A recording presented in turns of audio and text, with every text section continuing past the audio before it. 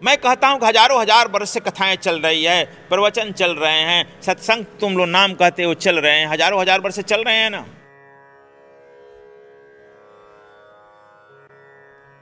रामलीला हजारों वर्ष गांव गांव हो रहा है, एक राम नहीं बन पाया आज तक। रासलीलाएं जो होती हैं लाखों लाख खर्च होता है, एक कृष्ण नहीं बन पाया। यह कैसा प्रायोगिक प्रयोगशाला, रात दिन इस प्रयोगशाला में करोड़ों करोड़ खर्च हो रहे हैं ना। रात दिन इसकी प्रयोगशाला बन रहे हैं, मंदिर प्रयोगशाला ले रहा है, और रात दिन चारों ओर इसके प्रयोगशाला के प्रवचन भी किए जा रहे हैं, सत्संग भी हो रहे हैं, नाच कान भी रहे हो, न एक राम बना पाए न एक कृष्ण बना पाया। ये है कि बहुत गोपियों को लेकर जरूर भागा ना। गोपियों का चिरहरण तो हुआ,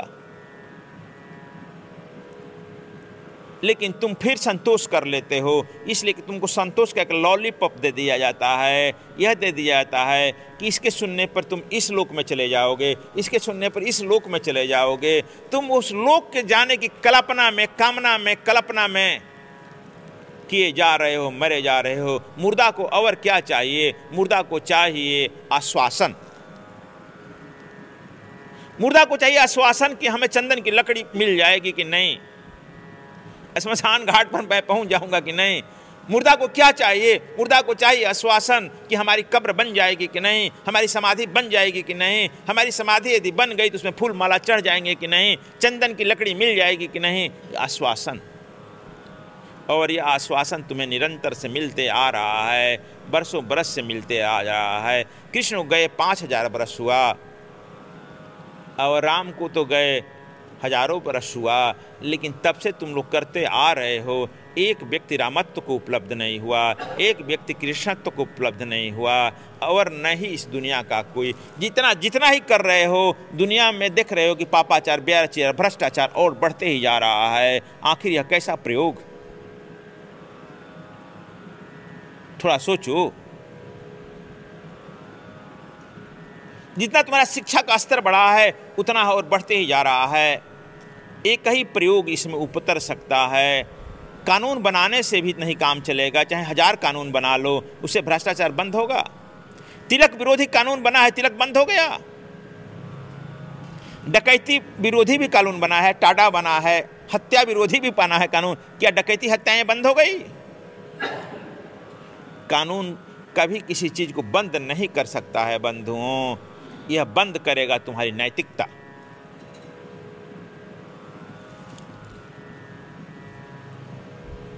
जब सुने कि बर्मा में बहुत भ्रष्टाचार था, बर्मा एक छोटा सा देश है, छोटा सा, वहां पर सुनते हैं विपासना की ट्रेनिंग दी गई लोगों को, ज्यादा से ज्यादा विपासना, और विपासना से सुनते हैं कि वहां पर 80% भ्रष्टाचार रुक गई अपने। और भारत ऐसे दुम धार्मिक देश है, यहाँ पर कोई ना कोई, जब पूछो तो कोई ना कोई किसी गुरु से अटैच है ना। सुनील जी कह रहे हैं तो फलाना से मैं बात किया तो फलाना गुरु से अटैच है, फलाना गुरु से अटैच है। जब देखो तो फलाना कहीं ना कहीं कोई गुरु जी से अटैच्ड है ना। लेकिन सब तो किसी न किसी गुरु जी से अटैच्ड है, लेकिन फिर उसमें परिवर्तन क्यों नहीं हो रहा है? परिवर्तन इसीलिए नहीं हो रहा है, उसको स्वर विद्या नहीं दिया जा रहा है, स्वर योग नहीं दिया जा रहा है, और अपने आत्म परिवर्तन की विषय नहीं दिया जा रहा है।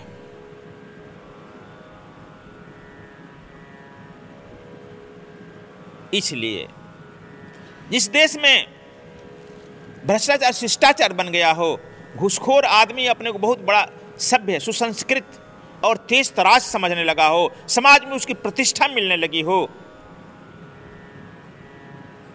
जिस देश में चोर को, डकैत को, गुंडा को, पंचवर्षीय योजना को हड़प जाने वाले को प्रतिष्ठा मिलने लगा हो,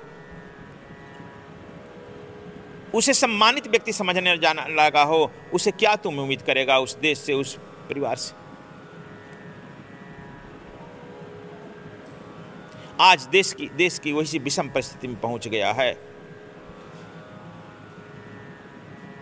इसलिए तुम अपने आइडियोलॉजी के साथ बढ़ो, एकला चलो रे, आइडियोलॉजी के साथ चलो, अपने कम से कम कफन गिरा दो, अपने जीवंत हो जाओ। जब तुम जीवंत हो जाएगा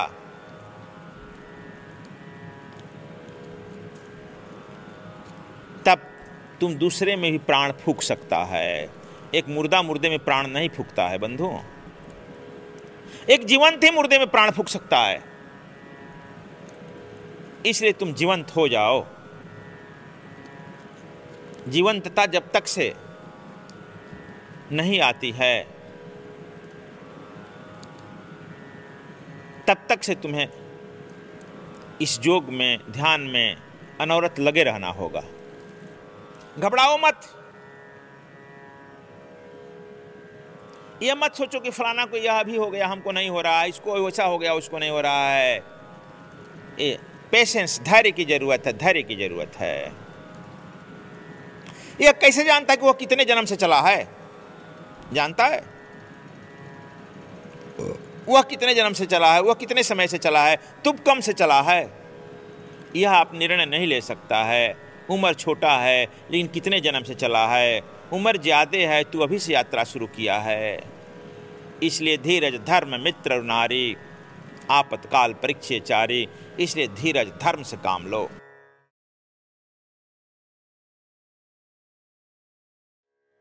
स्वधर्मो निधनम श्रेय परधर्म भयावह। यदि तुमको ठीक ठीक सच्चा धर्म मिल गया, तुम अपने स्वभाव में स्थित हो गया और स्थित होकर के शरीर भी छोड़ दिया, तो घबराने की बात नहीं। अगला जन्म जब होगा तो तुम वहां से स्टार्ट करेगा, अपने ठीक ठीक से स्टार्ट करेगा। यदि तुम अभी परधर्म में है, गलत धर्म में है, गलत आचरण में है, तब तू बड़ा भयावह है। यदि मर भी गया तो वहां से शुरू करेगा, गलत दिशा में जाएगा। तुम्हारा गलत दिशा का डायरेक्शन लगातार बढ़ते जाएगा और तुम अनंत में भटकाव में गिर जाएगा। यह समझ लो। और तुम यदि ठीक दिशा में चल ही दिया, शरीर छोड़ दिया, तो कोई घबराने की जरूरत नहीं है। अगला जन्म में तुम्हारी यात्रा वहां से आगे प्रारंभ हो जाएगी। इसलिए यह तो जन्मों जन्म का खेल है। धीरज से काम लो, धैर्य से काम लो।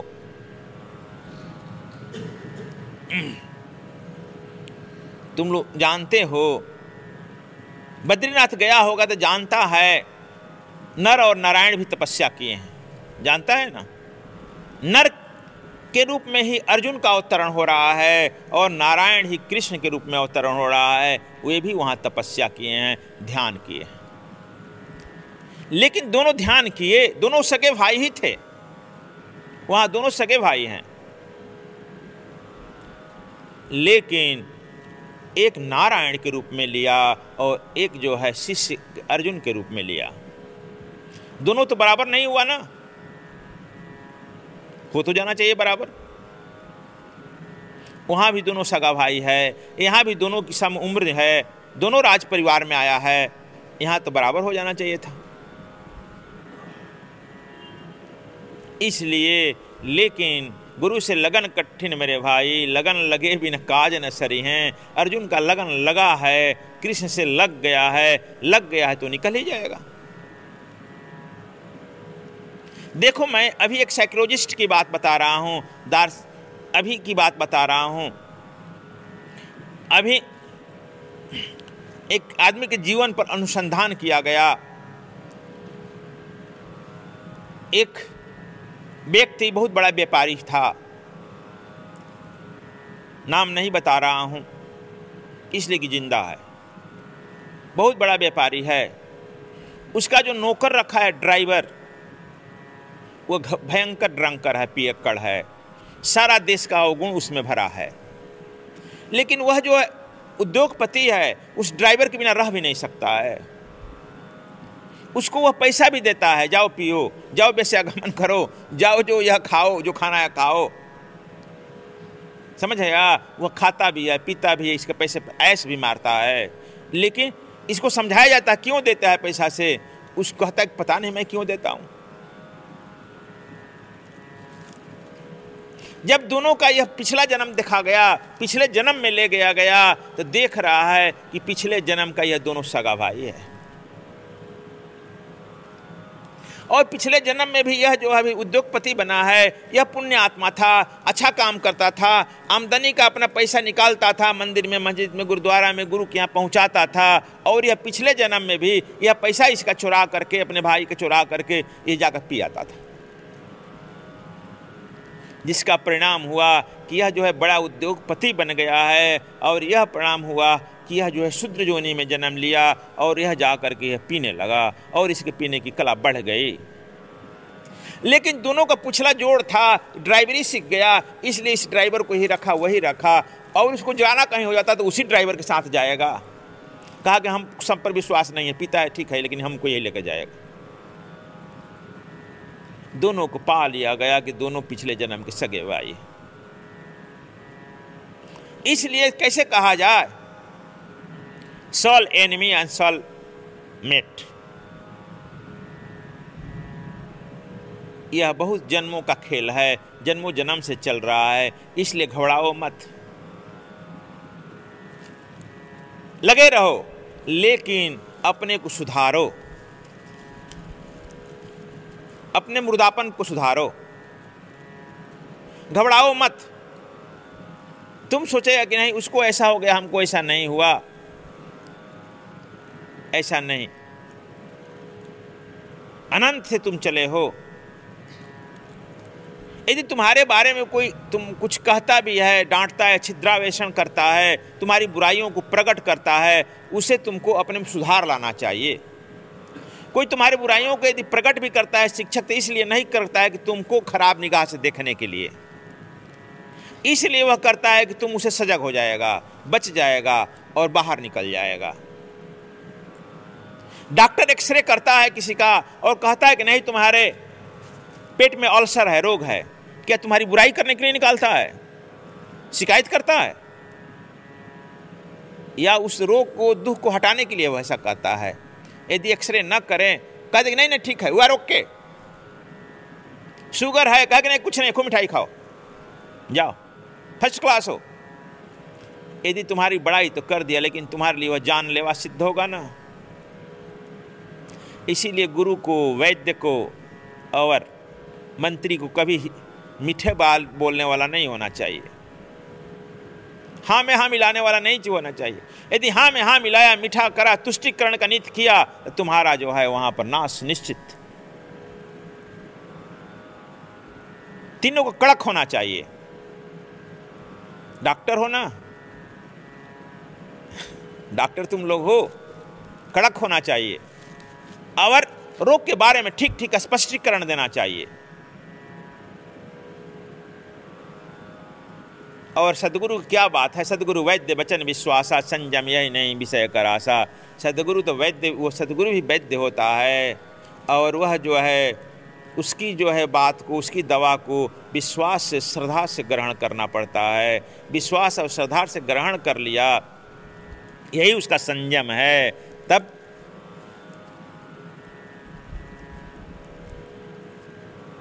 तब तुम्हारा उद्धार निश्चित है। यह डिपेंड करता है तुम्हारे ऊपर।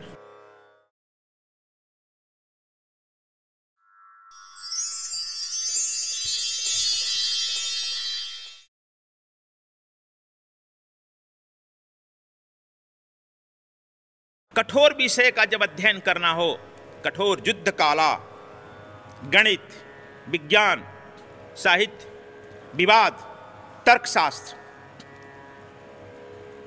तब घोड़ा पर चढ़ना हो, राइडिंग करना हो, गाड़ी चलाना हो, तब दाहिने स्वर में चलना। और गाड़ी पर जब चढ़ना तब दाहिना स्वर जब अंदर जाए तब गाड़ी के सीट पर बैठो। बाहर जाते वक्त नहीं, अंदर जाते वक्त अंदर लेते हुए गाड़ी पर बैठो, और तुम गाड़ी पर निर्विघ्न यात्रा करेगा, तुम्हारी गाड़ी एक्सीडेंट नहीं होगी बच्चे, और खसी खुशहाली से लौट आएगा युद्ध बेता की तरह। मानव जीवन में सफलता प्राप्त करने की ध्यान प्रथम और अंतिम विधि है। समय का सद्गुरु समयानुसार ध्यान की विधि देता है। वर्तमान समय के लिए दिव्य गुप्त विज्ञान और स्वर योग कामधेनु है, जिनसे आप दैहिक, दैविक और भौतिक दुखों से मुक्त होकर संसार में राजा की तरह जीने की कला सीख सकते हैं। संपर्क करें सद्गुरु धाम आश्रम सद्विप्र समाज सेवा 09868886830 09818019199 09872999766। स्वामी श्री जी की अद्वितीय रचनाएं। कुंडलिनी जागरण दिव्य गुप्त विज्ञान के माध्यम से अपनी कुंडलिनी को जागृत करें। देखें, जाने, सचित्र वर्णन है। शिव नेत्र, आपको भी तीसरा नेत्र है। उस नेत्र के खुलते ही इस जगत और उस जगत का सारा पर्दा हट जाता है। रहस्यमय लोक, सूक्ष्म जगत के रहस्यों का आंखों देखा वर्णन। आप भी उन लोकों की यात्रा कर सकते हैं। लोक परलोक, यह लोक जितना सत्य है उतना परलोक भी सत्य है। अपने पितरों से मिलें। स्वर से समाधि, अपने स्वर के माध्यम से ही समाधि को उपलब्ध हो सकते हैं तथा इस जगत में भी सफलता प्राप्त कर सकते हैं। यंत्र मंत्र रहस्य, अचूक मंत्रों से अपने असाध्य उद्देश्यों को भी साध्य बना सकते हैं। बुद्धों का पथ, योगियों की आत्मकथा। इस मार्ग पर चलकर आप कैसे बुद्धत्व को प्राप्त कर सकते हैं, भारतीय मनीषियों ने इसे कैसे प्राप्त किया, उसका वर्णन है। कबीर गुरु बसे बनारसी, मेरे राम। मर्यादा पुरुषोत्तम राम ने उत्तर से दक्षिण की यात्रा की तथा परिवार, समाज एवं राष्ट्र के आध्यात्मिक गठन किया। शिव तंत्र, विज्ञान भैरव पर आधारित शिवत्व को प्राप्त करने की कला। एक ओमकार, गुरु नानक देव की जपजी साहब की पौड़ी एक ध्यान की तकनीक है जिसे आप चलते फिरते भी ध्यान को उपलब्ध हो सकते हैं। दिव्य गुप्त विज्ञान, इस विधि से एक दिन में आपके अंदर शक्तिपात के द्वारा सिद्धता उतारी जा सकती है। सांसारिक कार्यों में सफल होते हुए समाधि में उतर सकते हैं। सद्गुरु टाइम्स, इसके माध्यम से स्वामी श्री द्वारा विभिन्न जगहों पर दिए गए आशीर्वचन एवं साधना जाने। सद्गुरु स्वामी कृष्णायन जी महाराज के आशीर्वाद से सद्विप्र समाज सेवा श्री बद्रीनाथ धाम में हर वर्ष की भांति 5 मई 2014 से 5 नवंबर 2014 तक तृतीय विशाल भंडारा आयोजित कर रही है। सन 2013 में बद्रीनाथ और केदारनाथ में आई प्राकृतिक आपदा में स्वामी कृष्णायन जी महाराज के दिशा निर्देश अनुसार सद्विप्र समाज सेवा ने बद्रीनाथ में फंसे यात्रियों की भोजन, प्रसाद और आश्रय सेवा का बीड़ा उठाया, जिससे प्रतिदिन 8000 से 9000 यात्री लाभान्वित हुए।